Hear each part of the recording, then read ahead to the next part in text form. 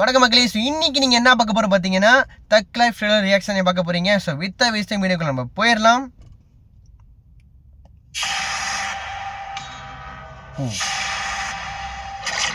ஓ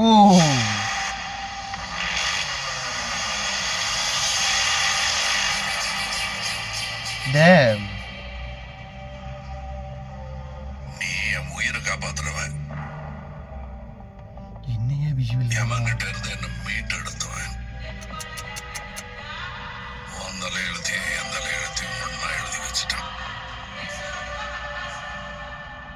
இனிமே நீ நானும் ஒண்ணு, கடைசி வரைக்கும்.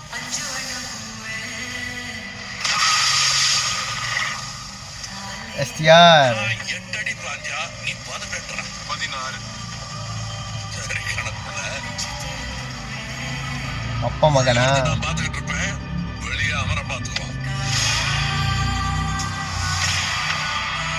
அவரை தான் எல்லாத்தையும் பார்த்து பண்ணா நான் என்ன இதுக்கா? எனக்கு எதுவும் சரியா படல. நீங்க இப்ப போக வேண்டாம்.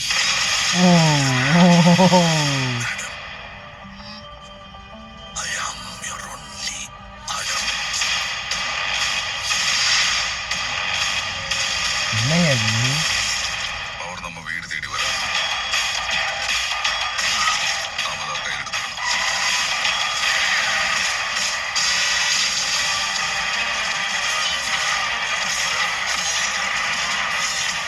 இனிமே இங்க நான் தான் ரங்கராய சக்திவேல்.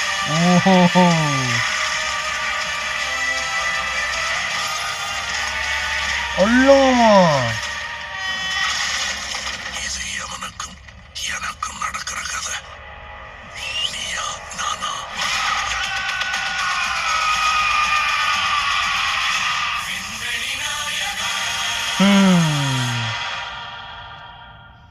காய்ஸ் வேற லெவலில் இருக்குது.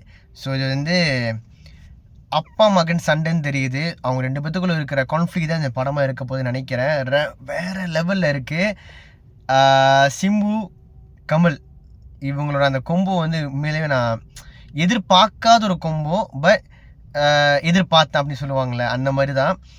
ரொம்ப நல்லா இருக்குது Thug Life trailer. as usual Mani Ratnam அவரோட அந்த என்ன சொல்கிறது, அந்த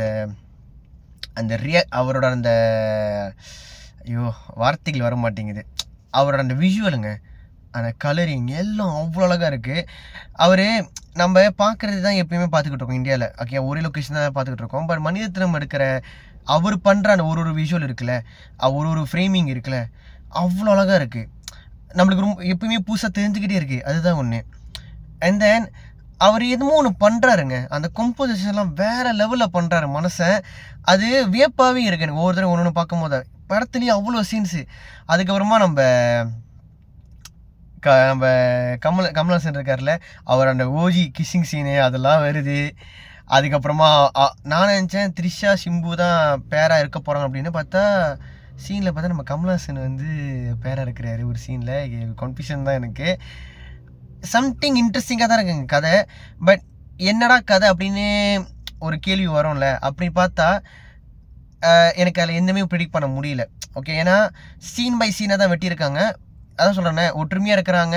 அவங்க ரெண்டு பேத்துக்குள்ளே வந்து ஒரு கான்ஃப்ளிக் வருது, அது ரெண்டு பேரும் எப்படி ஃபேஸ் பண்ணுறாங்க, இதுதான் கதையாக இருக்க போகுது. பட் என்ன கான்ஃப்ளிக் அப்படி தெரியல.